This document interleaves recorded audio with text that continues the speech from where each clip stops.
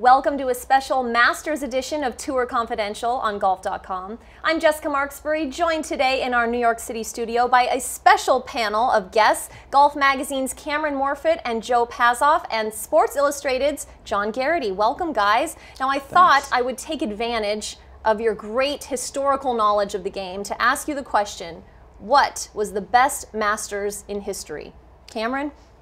I was thinking about this coming in here, and there are a lot of them. Obviously, you've got Jack in '86, you've got Phil winning his first major in '04.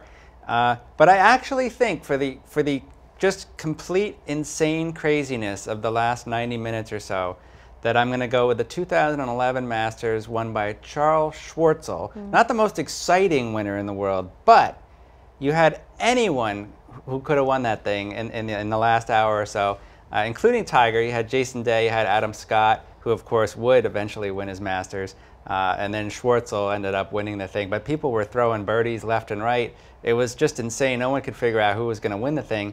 And to top it all off, when you look back on it, it really does look like that was sort of the end of something for Tiger Woods. He really has never had quite such a good chance to win that tournament since. Great pick.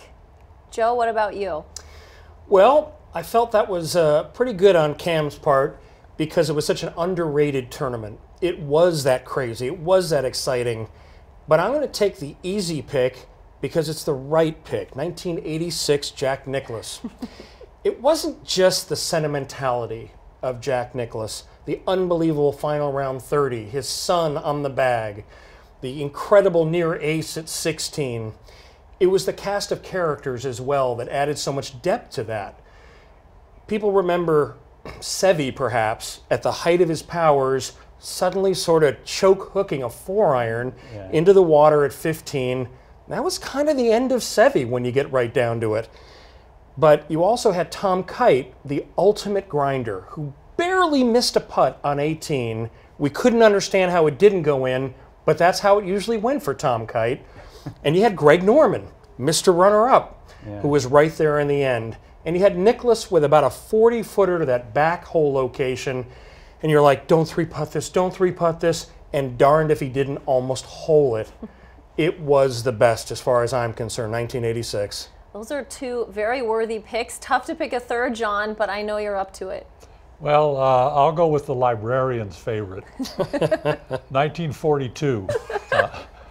I obviously wasn't there, but it was an incredible Masters. It was the 9th Masters overall.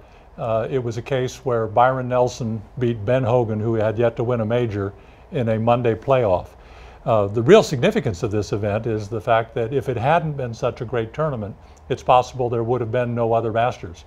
Augusta National was in severe financial trouble. They were on the edge of bankruptcy. First prize was $1,500, and you had top pros deciding that it maybe wouldn't go anymore because it wasn't worth the trip. And then you had World War II.